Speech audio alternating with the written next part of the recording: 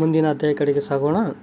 ಈ ಒಂದು ಅಧ್ಯಾಯ ಬರ್ತಕ್ಕಂಥದ್ದು ಯಾವುದು ಅಂತ ಕೇಳಿದರೆ, ಮುಂದೆ ಮಾನವ ಸಂಪನ್ಮೂಲ ಅಂತಕ್ಕಂಥದ್ದು ಈ ಮುಂದಿನ ಅಧ್ಯಾಯ ಆಗಿರ್ತಕ್ಕಂಥದ್ದನ್ನು ನಾವು ಕಾಣಬಹುದಾಗಿದೆ. ಹ್ಯೂಮನ್ ರಿಸೋರ್ಸ್ ಡೆವಲಪ್ಮೆಂಟ್ ಅಂತಕ್ಕಂಥದ್ದು ಇದು ಮಾನವ ಸಂಪನ್ಮೂಲ ಅಭಿವೃದ್ಧಿಯ ಕುರಿತಂತೆ ಈ ಒಂದು ಅವಧಿಯಲ್ಲಿ ತಿಳಿದುಕೊಳ್ತಾ ಹೋಗೋಣ. ಒಂದು ದೇಶ ಅಂತ ಬಂದರೆ ಅದರಲ್ಲಿ ಮುಖ್ಯವಾಗಿ ಒಂದು ದೇಶದ ಅಭಿವೃದ್ಧಿಯನ್ನು ಅಳೆಯಬೇಕೆಂದರೆ ಆ ಒಂದು ದೇಶದಲ್ಲಿನ ಮಾನವ ಸಂಪನ್ಮೂಲ ಎಷ್ಟು ಮತ್ತು ಆ ಒಂದು ಮಾನವ ಸಂಪನ್ಮೂಲ ಎಷ್ಟು ದಕ್ಷತೆಯನ್ನು ಹೊಂದಿದೆ ಅನ್ನೋದರ ಮೇಲೆ ಆ ಒಂದು ದೇಶದ ಅಭಿವೃದ್ಧಿ ಮತ್ತು ಆ ದೇಶದ ಸುಧಾರಣೆ, ಆ ದೇಶದ ಅಭಿವೃದ್ಧಿ ಎಲ್ಲವೂ ಕೂಡ ಒಂದು ಜನಸಂಖ್ಯೆಯ ಮೇಲೆ ಆಗ್ತಕ್ಕಂಥದ್ದನ್ನು ಕಾಣಬಹುದು. ಜನಸಂಖ್ಯೆ ಎಷ್ಟು ಇರಬೇಕು ಅಂತ ಒಂದು ಅವಧಿಯನ್ನು ಜನಸಂಖ್ಯೆ ಎಷ್ಟಿರಬೇಕೆಂದು ತಿಳಿಸಿಕೊಟ್ಟವರು ಅಂತ ಕೇಳಿದರೆ, ಪ್ಲೇಟೋ ಅವರು ತಮ್ಮ ಒಂದು ಸಿದ್ಧಾಂತಗಳಲ್ಲಿ ಒಂದು ದೇಶದಲ್ಲಿ ಎಷ್ಟು ಜನಸಂಖ್ಯೆ ಇದ್ದರೆ ಆ ಒಂದು ದೇಶ ಅಭಿವೃದ್ಧಿ ಆಗಲಿಕ್ಕೆ ಸಾಧ್ಯ ಆಗ್ತದೆ ಅಂತಕ್ಕಂಥದ್ದನ್ನು ತಮ್ಮ ಒಂದು ಸಿದ್ಧಾಂತಗಳಲ್ಲಿ ತಿಳಿಸಿರುವುದನ್ನು ನಾವು ಕಾಣಬಹುದಾಗಿದೆ. ನಮ್ಮ ಒಂದು ಭಾರತದ ಜನರು ಸಮಾಜದಲ್ಲಿ ಸುಮಾರು ಜನರ ಕೌಶಲ್ಯ, ಜ್ಞಾನ, ನೈಪುಣ್ಯತೆ ಮತ್ತು ಸಾಮರ್ಥ್ಯಗಳನ್ನು ಹೊಂದುವುದು ಇದು ಏನಾಗ್ತದೆ ಅಂತ ಕೇಳಿದರೆ ಮಾನವ ಸಂಪನ್ಮೂಲ ಅಭಿವೃದ್ಧಿ ಅಂತಕ್ಕಂಥದ್ದು. ಯಾವ ಜನಗಳು ತಮ್ಮ ಒಂದು ಜ್ಞಾನದಿಂದ, ಕೌಶಲ್ಯದಿಂದ, ತಮ್ಮ ಸಾಮರ್ಥ್ಯಗಳಿಂದ ಒಂದು ಸುಧಾರಣೆಯನ್ನು ತರುತ್ತಾರೋ ಅದು ಮಾನವ ಸಂಪನ್ಮೂಲ ಅಭಿವೃದ್ಧಿ ಆಗಲು ಸಹಾಯ ಆಗ್ತದೆ ಅಂತ ಹೇಳಬಹುದಾಗಿದೆ. ಪ್ರಪಂಚದ ಒಟ್ಟು ಜನಸಂಖ್ಯೆಯು 1830ರಲ್ಲಿ 1 ಬಿಲಿಯನ್ ಇತ್ತು ಅಂತ ಹೇಳಬಹುದಾಗಿದೆ. ಎಷ್ಟು?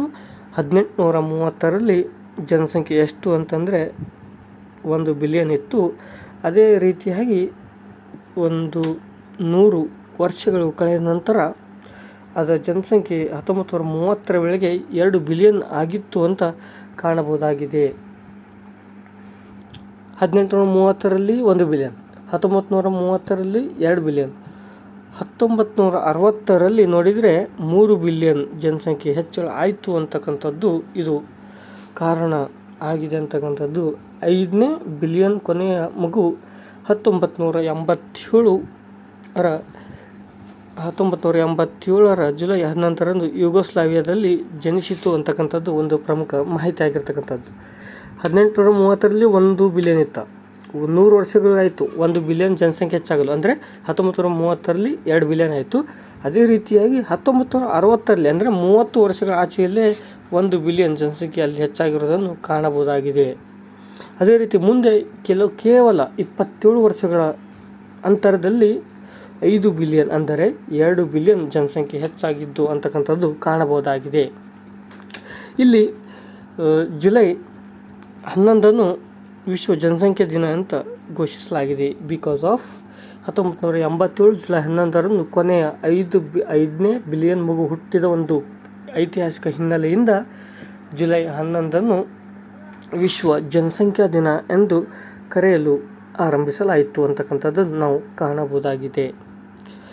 ಇನ್ನು 2012ರ ಒಂದು ವರದಿ ನೋಡ್ತಾ ಹೋದರೆ ಮಾರ್ಚ್ 12ಕ್ಕೆ 7 ಬಿಲಿಯನ್ ಜನಸಂಖ್ಯೆ ಆಗಿರುವುದನ್ನು ಕಾಣಬಹುದಾಗಿದೆ. ಇನ್ನು ಇದು ಪ್ರಪಂಚದ ಒಂದು ಜನಸಂಖ್ಯೆ ಬೆಳವಣಿಗೆ ನೋಡ್ತಾ ಹೋದರೆ, ಆದರೆ ಭಾರತದಲ್ಲಿ ಜನಸಂಖ್ಯೆಯ ಬೆಳವಣಿಗೆ ಯಾವ ರೀತಿ ಇದೆ ಅಂತಕ್ಕಂಥದ್ದನ್ನು ನಾವು ನೋಡ್ತಾ ಹೋಗೋಣ. 1872ರಲ್ಲಿ ಭಾರತದಲ್ಲಿ ಮೊದಲ ಜನಗಣತಿಯನ್ನು ಮಾಡಲಾಯಿತು. ಪ್ರಸ್ತುತ 10 ವರ್ಷಗಳಿಗೊಮ್ಮೆ ಪ್ರತಿ 10 ವರ್ಷಗಳಿಗೊಮ್ಮೆ ಜನಗಣತಿಯನ್ನು ಮಾಡಲಾಗ್ತದೆ ಅಂತಕ್ಕಂಥದ್ದನ್ನು ನಾವು ಕಾಣಬಹುದು. ಇನ್ನು 1901ರ ಒಂದು ಜನಗಣತಿ ಪ್ರಕಾರ ಎಷ್ಟು ಜನಸಂಖ್ಯೆ ಅಂತ ನೋಡ್ತಾ ಹೋದರೆ, 1901ರಲ್ಲಿ ಭಾರತ ಜನಸಂಖ್ಯೆ 23.8 ಕೋಟಿ ಜನಸಂಖ್ಯೆ ಇರುವುದನ್ನು ಕಾಣಬಹುದಾಗಿದೆ. ಇನ್ನು ಇತ್ತೀಚಿನ ಒಂದು ಜನಸಂಖ್ಯೆ ನೋಡ್ತಾ ಹೋದರೆ ಅದು 2011ರ 121.02 ಕೋಟಿ ಜನಸಂಖ್ಯೆಯನ್ನು ನಾವು ಭಾರತದಲ್ಲಿ ಇಂದು ಕಾಣಬಹುದಾಗಿದೆ. ಆದರೆ ಕೆಲವೊಂದು ಮಾಹಿತಿಯ ಪ್ರಕಾರ ನೋಡ್ತಾ ಹೋದರೆ ಪ್ರಸ್ತುತ ಒಂದು ಭಾರತದ ಜನಸಂಖ್ಯೆ ನೋಡ್ತಾ ಹೋದರೆ ಅದು 145 ಕೋಟಿ ಅಂತಕ್ಕಂಥದ್ದು ಪ್ರಸ್ತುತ ಭಾರತದ ಜನಸಂಖ್ಯೆಯನ್ನು ನಾವು ನೋಡಬಹುದಾಗಿದೆ. ಇದು ಪ್ರಸ್ತುತ ಅಂದರೆ 2024 ಒಂದು ಅಂತರ್ಜಾಲ ಅಥವಾ ಕೆಲವೊಂದು ಮಾಹಿತಿಗಳ ಪ್ರಕಾರ ಭಾರತದ ಜನಸಂಖ್ಯೆ ನೋಡ್ತಾ ಹೋದರೆ 145 ಕೋಟಿ ಅಂತ ಹೇಳ್ಬೋದಾಗಿದೆ. ಪ್ರಸ್ತುತ ಭಾರತವು ಜನಸಂಖ್ಯೆಯಲ್ಲಿ ಅತಿ ಹೆಚ್ಚು ಹೊಂದಿದ ಒಂದು ದೇಶ, ಪ್ರಪಂಚದಲ್ಲಿ ಅತಿ ಹೆಚ್ಚು ಜನಸಂಖ್ಯೆ ಹೊಂದಿರುವ ದೇಶವಾಗಿ ಭಾರತ ಹೊರಹೊಮ್ಮಿದೆ ಅಂತಕ್ಕಂಥದ್ದನ್ನು ಕಾಣಬಹುದಾಗಿದೆ. ಇನ್ನು 1921 ಜನಸಂಖ್ಯಾ ವಿಭಾಗ ವರ್ಷ ಅಂತ ಕರೀತಾರೆ. ಜನಸಂಖ್ಯಾ ವಿಭಾಗ ವರ್ಷ 1921 ಬೆಳವಣಿಗೆ ದೃಷ್ಟಿಯಿಂದ ಮಹಾ ವಿಭಾಗದ ವರ್ಷ ಎಂದು ಕರೆಯಲಾಗುವುದನ್ನು ಕರೆಯುತ್ತಾರೆ. ಯಾವ ವರ್ಷವನ್ನು ಜನಸಂಖ್ಯೆ ವಿಭಾಗ ವರ್ಷ ಅಂತ ಕರೀತಾರೆ? 1921 ಜನಸಂಖ್ಯಾ ವಿಭಾಗ ವರ್ಷ ಅಂತ ಕರೆಯಲಾಗುತ್ತದೆ. ಜನಸಂಖ್ಯೆ ಬೆಳವಣಿಗೆ ದರದ ಕುರಿತು ಇವಾಗ ತಿಳಿದುಕೊಳ್ಳೋಣ. ಪ್ರಸ್ತುತ ಅಂದರೆ 2011 ಒಂದು ಜನಗಣತಿ ಪ್ರಕಾರ ಭಾರತದ ಜನಸಂಖ್ಯೆ 121 ಕೋಟಿಯನ್ನು ಕಾಣಬಹುದು. ಅದು ಪ್ರಸ್ತುತ 2011 ಜನಗಣತಿಗೆ ತಕ್ಕಂತೆ 17.7 ಕೋಟಿ, ಅಂದರೆ ಪ್ರಪಂಚದ ಒಟ್ಟು ಜನಸಂಖ್ಯೆಯಲ್ಲಿ 17.7 ಕೋಟಿ ಜನಸಂಖ್ಯೆಯನ್ನು ಭಾರತ ಹೊಂದಿದೆ ಅಂತ ಹೇಳಬಹುದಾಗಿದೆ. ಇಷ್ಟೇನಿದು ಭಾರತದ ಜನಸಂಖ್ಯೆಯ ಕುರಿತಂತೆ. ಇನ್ನು ಕಚ್ಚಾ ಜನನ ದರ ಅಂದರೆ ಏನು? ಕ್ರೂಡ್ ಬರ್ತ್ ರೇಟ್ ಅಂತಕ್ಕಂಥದ್ದು ಅಂದರೆ ಒಂದು ವರ್ಷದಲ್ಲಿ ಜನಿಸ್ತಕ್ಕಂಥ ಜನಸಂಖ್ಯೆಯಲ್ಲಿ ಮಕ್ಕಳ ಜನಸಂಖ್ಯೆ ಕಚ್ಚಾ ಜನಸಂಖ್ಯೆ ಅಂತ ಕರೆಯಲಾಗುತ್ತದೆ. ಒಂದು ವರ್ಷದಲ್ಲಿ ಪ್ರತಿ 1000 ಜನಸಂಖ್ಯೆಗೆ ಜನಿಸುವ ಮಕ್ಕಳ ಸಂಖ್ಯೆಯೇ ಕಚ್ಚಾ ಜನನ ದರ ಎಂದು ಕರೆಯಲಾಗುತ್ತದೆ ಅಂತ ಹೇಳಬಹುದಾಗಿದೆ. ಅದೇ ರೀತಿ 1951ರಲ್ಲಿ ಕಚ್ಚಾ ಜನನ ದರ 40.8 ಇತ್ತು ಅಂತಕ್ಕಂಥದ್ದು. ಆದರೆ 2011 ಜನಗಣತಿಯಲ್ಲಿ 21.6 ಅದಕ್ಕೆ ಕಡಿಮೆ ಆಗಿದೆ ಅಂತ ಹೇಳಬಹುದು. ಭಾರತದಲ್ಲಿ ಮುಂದಿನ ವರ್ಷ ಅಂದರೆ 2025ರಲ್ಲಿ ಜನಗಣತಿಯನ್ನು ಮಾಡಲು ಭಾರತದ ಕೇಂದ್ರ ಸರ್ಕಾರವು ಒಂದು ನಿರ್ಧಾರವನ್ನು ತೆಗೆದುಕೊಂಡಿದ್ದು 2026ರ ವೇಳೆಗೆ ಭಾರತದ ಜನಗಣತಿ ಸಂಪೂರ್ಣ ವರದಿಯನ್ನು ಹೊಮ್ಮಲಿದೆ ಅಂತಕ್ಕಂಥದ್ದು. ಕಚ್ಚಾ ಜನನ ಅಂದರೆ ಒಂದು ವರ್ಷದಲ್ಲಿ ಪ್ರತಿ 1000 ಜನಸಂಖ್ಯೆಯಲ್ಲಿ ಹುಟ್ಟುವ ಮಕ್ಕಳ ಸಂಖ್ಯೆಯೇ ಕಚ್ಚಾ ಜನನ ದರ ಅಂತಕ್ಕಂಥದ್ದು ಕಾಣಬಹುದು.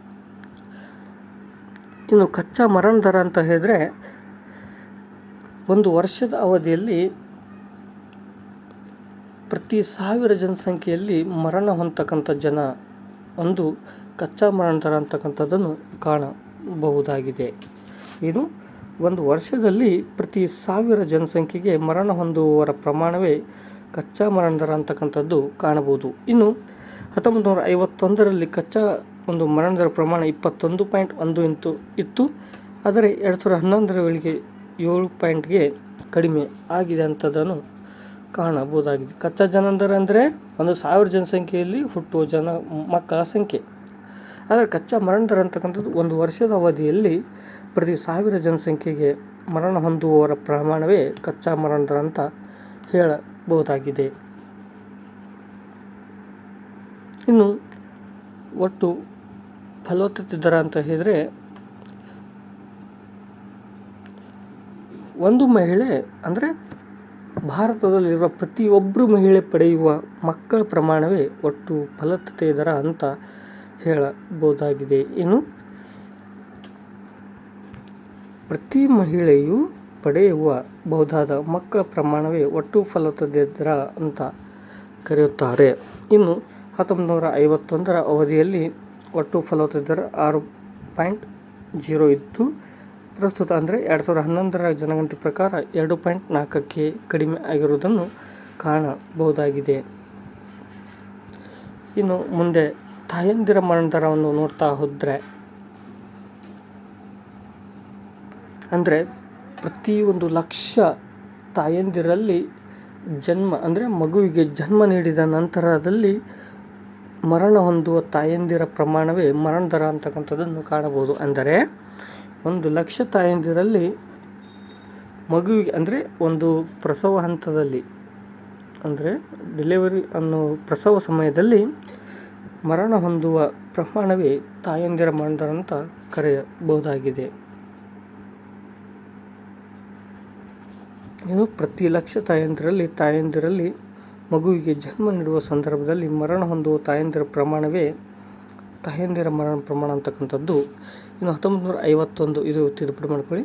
1991ರಲ್ಲಿ 437ರಿಂದ 2011 ವೇಳೆಯಲ್ಲಿ 200 ಕಡಿಮೆ ಆಗಿದೆ ಅಂತಕ್ಕಂಥದ್ದು ಕಾಣಬಹುದು. ಬಿಕಾಸ್ ಆಫ್ ಏಕೆಂದರೆ ಕಡಿಮೆ ಆಗಲಿಕ್ಕೆ ಕಾರಣ ಅಂದರೆ ಆಧುನಿಕ ತಂತ್ರಜ್ಞಾನ, ಆಧುನಿಕ ಒಂದು ಉಪಕರಣಗಳ ಬಳಕೆಯಿಂದ ತಾಯಂದಿರ ಮರಣವನ್ನು ಕಡಿಮೆ ಮಾಡಲು ಸಾಧ್ಯ ಆಗಿದೆ ಅಂತ ಹೇಳಬಹುದಾಗಿದೆ.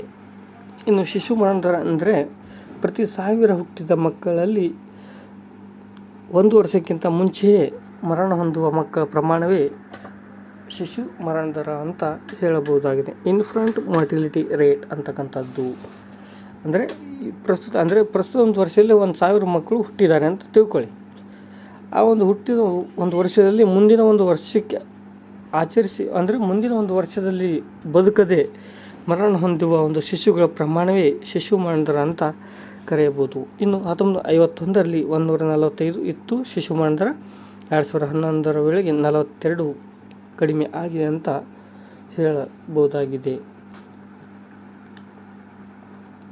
ಇನ್ನು ಸರಾಸರಿ ನಿರೀಕ್ಷಿತ ಜೀವಿತಾವಧಿ ಅಂದರೆ ಲೈಫ್ ಎಕ್ಸ್ಪೆಕ್ಟೆನ್ಸಿ ಅಂತಕ್ಕಂಥದ್ದು ಇದು ಹ್ಯೂಮನ್ ಡೆವಲಪ್ಮೆಂಟ್ ಇಂಡೆಕ್ಸ್ HDIಯಲ್ಲೂ ಕೂಡ ಇದೊಂದು ಮಾನದಂಡ ಆಗಿದೆ ಅಂತ ಕಾಣಬಹುದು. ಅಂದರೆ ಒಬ್ಬ ವ್ಯಕ್ತಿ ಇಂತಿಷ್ಟು ವರ್ಷಗಳ ಕಾಲ ಜೀವನ ನಡೆಸಬಹುದು ಅಂತಕ್ಕಂಥದ್ದೇ ಒಂದು ನಿರೀಕ್ಷಿತ ಜೀವಿತಾವಧಿ ಅಂತ ಕಾಣಬಹುದು.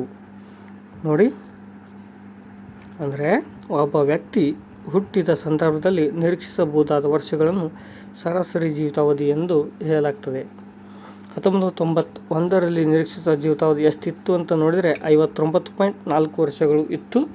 ಆದರೆ 2011ಕ್ಕೆ ಹೆಚ್ಚಾಗಿದೆ ಅಂತಕ್ಕಂಥದ್ದು 66.4ಕ್ಕೆ ಹೆಚ್ಚಾಗಿದೆ. ಅದೇ ರೀತಿ ಅದರಲ್ಲಿ ಪುರುಷರದು 64.7 ವರ್ಷಗಳು.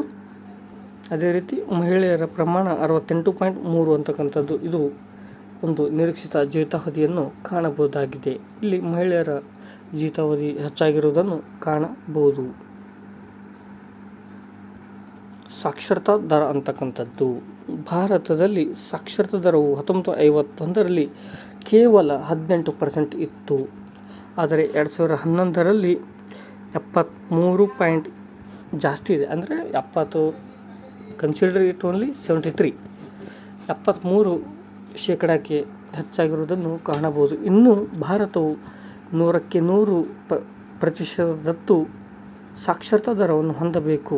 ಇನ್ನು 2011ರ ಒಂದು ವರದಿ ಪ್ರಕಾರ ಪುರುಷ ಸಾಕ್ಷರತಾ ಪ್ರಮಾಣ 80.9. ಅದೇ ರೀತಿ ಮಹಿಳೆಯರ ಒಂದು ಸಾಕ್ಷರತಾ ಪ್ರಮಾಣ 64.6 ಅಂತಕ್ಕಂಥದ್ದನ್ನು ಕಾಣಬಹುದಾಗಿದೆ. ಅತಿ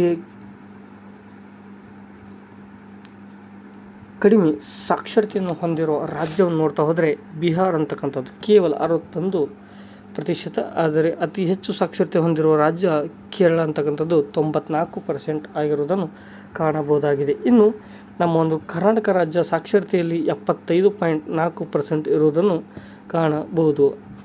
ಕರ್ನಾಟಕದಲ್ಲಿ ಸಾಕ್ಷರತೆ ಪ್ರಮಾಣ 75.4. ಇದರಲ್ಲಿ ಮಹಿಳಾ ಸಾಕ್ಷರತೆಯು 68% ಮತ್ತು ಪುರುಷ ಸಾಕ್ಷರತೆಯು 82%ವನ್ನು ಕಾಣಬಹುದಾಗಿರುವುದನ್ನು ಕಾಣಬಹುದು. ಇನ್ನು ಸೆಕ್ಸ್ ರೇಷಿಯೋ ಲಿಂಗಾನುಪಾತದ ಕುರಿತಂತೆ ನೋಡ್ತಾ ಹೋದರೆ ಪ್ರತಿ 1000 ಪುರುಷರಿಗೆ ಲಭ್ಯವಿರುವ ಮಹಿಳೆಯರ ಪ್ರಮಾಣವೇ ಲಿಂಗಾನುಪಾತ ಅಂತದನ್ನು ಕಾಣಬಹುದು. 1901ರಲ್ಲಿ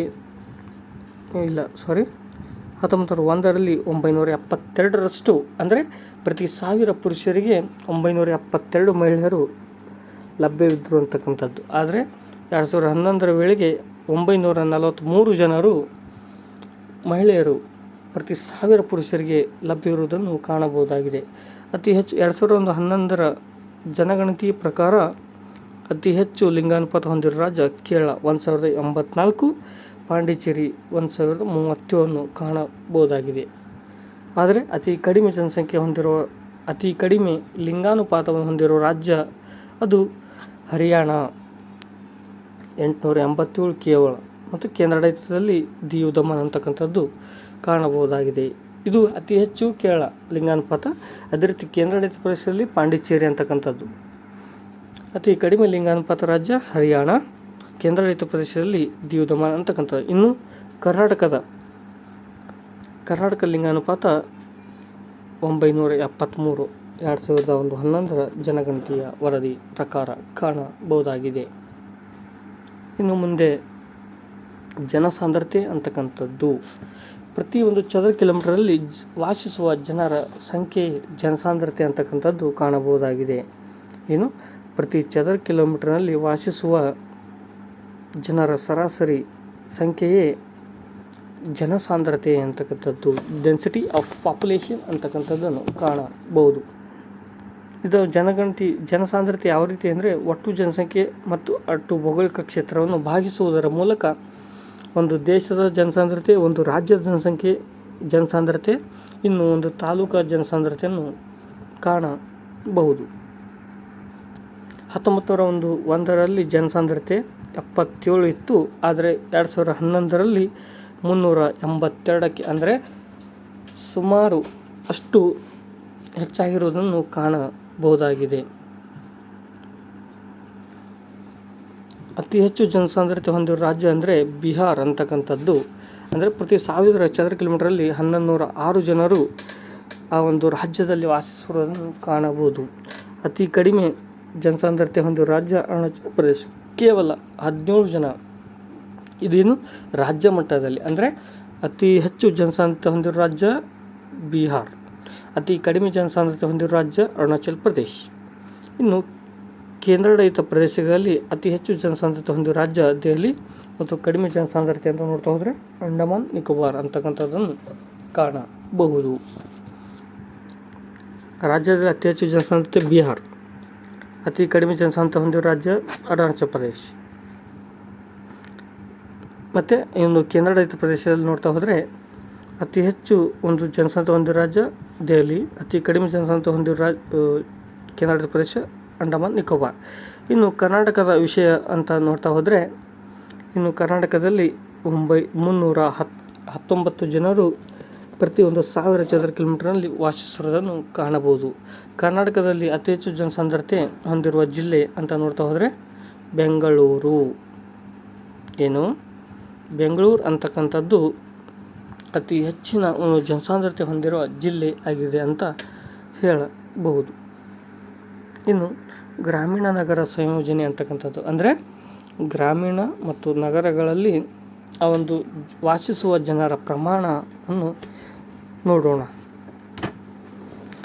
ಅಂದರೆ ಒಂದು ದೇಶದ ಜನಸಂಖ್ಯೆ ಒಂದು ಗ್ರಾಮದಲ್ಲಿ ಮತ್ತು ನಗರದಲ್ಲಿ ಯಾವ ರೀತಿ ಹಂಚಿಕೆ ಆಗಿದೆ ಅಂತಕ್ಕಂಥದ್ದು ಸೂಚಿಸುವುದೇ ಗ್ರಾಮೀಣ ನಗರ ಸಂಯೋಜನೆ ಅಂತ ಹೇಳಬಹುದಾಗಿದೆ.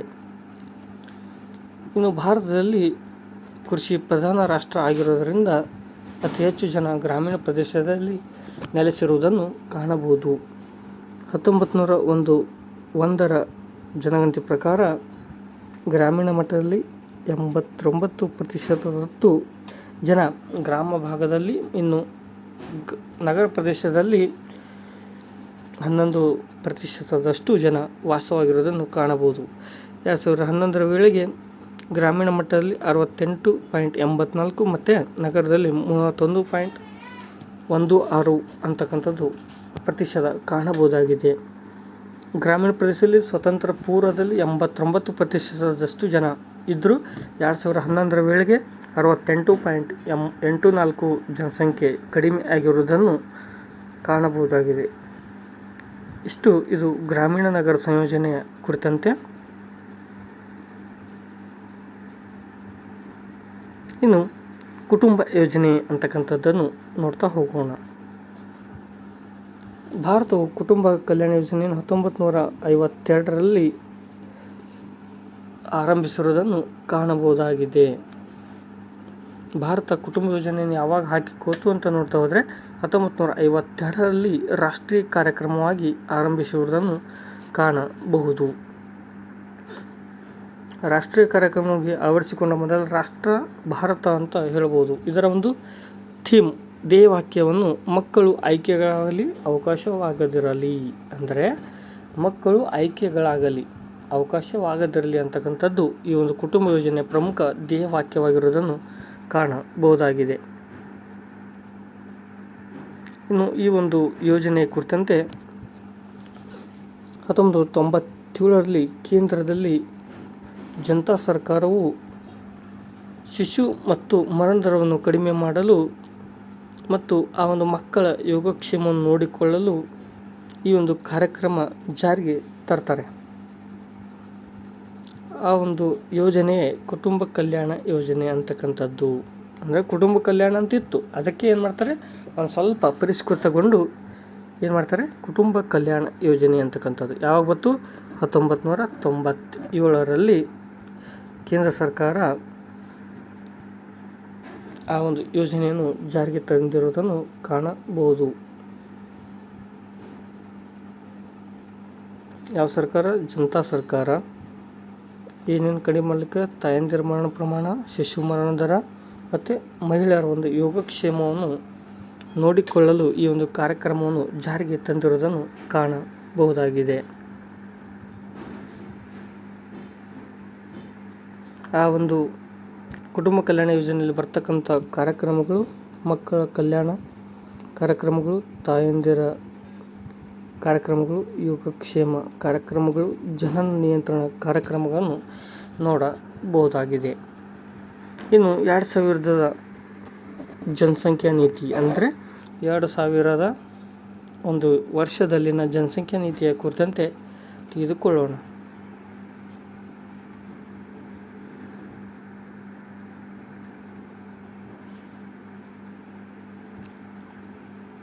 ರಾಷ್ಟ್ರೀಯ ಜನಸಂಖ್ಯಾ ನೀತಿಯು ತಕ್ಷಣದ ಉದ್ದೇಶ ಕೆಲವೊಂದು ಉದ್ದೇಶಗಳನ್ನು ಹಾಕಿಕೊಂಡು ತಕ್ಷಣದ ಉದ್ದೇಶಗಳು, ಮಧ್ಯಮಾವಧಿ ಉದ್ದೇಶಗಳು, ಇನ್ನು ದೀರ್ಘಾವಧಿ ಉದ್ದೇಶಗಳು ಮತ್ತು ಕೆಲವೊಂದು ಗುರಿ ಮತ್ತು ಉದ್ದೇಶಗಳನ್ನು ಹೊಂದಿರುವುದನ್ನು ಕಾಣಬಹುದಾಗಿದೆ.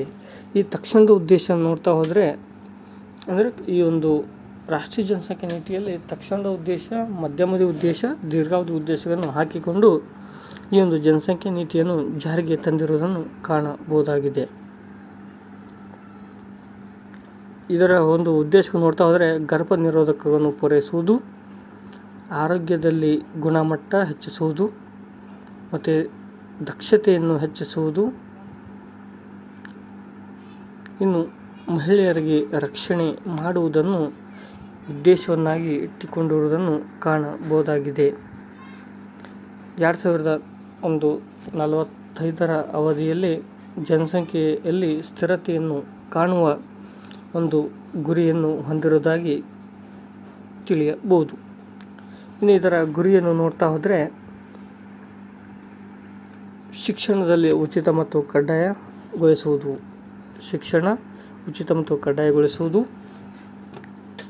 ಶಿಶು ಮರಣ ದರವನ್ನು 30ಕ್ಕೆ ಕಡಿಮೆ ಮಾಡೋದು. ಅಂದರೆ ಪ್ರತಿ 1000 ಒಂದು ಹುಟ್ಟುವ ಮಕ್ಕಳಲ್ಲಿ 1 ವರ್ಷಕ್ಕಿಂತ ಮುಂಚೆ ಮರಣ ಹೊಂದುವ ಪ್ರಮಾಣವು ಶಿಶು ಮರಣ ದರ ಆಗಿರತಕ್ಕಂಥದ್ದು ಅದು 30ಕ್ಕೆ ಕಡಿಮೆಗೊಳಿಸುವ ಒಂದು ಗುರಿಯನ್ನು ಹೊಂದಿರುವುದನ್ನು ಕಾಣಬಹುದಾಗಿದೆ.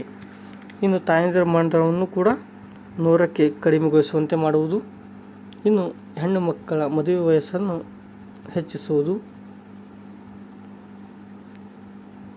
ಹೆರಿಗೆಗಳು ಸುರಕ್ಷಿತವಾಗುವಂತೆ ಮಾಡಿಸುವುದು, ಇದು ಕೂಡ ಒಂದು ಗುರಿಯಾಗಿರುವುದನ್ನು ಕಾಣಬಹುದು.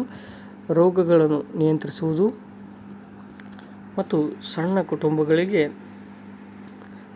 ಕುಟುಂಬಗಳಿಗೆ ಮಾದರಿಯಾಗಿ ಅನುಸರಿಸುವುದನ್ನು ಕಾಣಬಹುದಾಗಿದೆ. ಇದೇನು ಮಾನವ ಸಂಪನ್ಮೂಲದ ಅಭಿವೃದ್ಧಿಯ ಕುರಿತಂತೆ ನೋಡಬಹುದಾಗಿದೆ.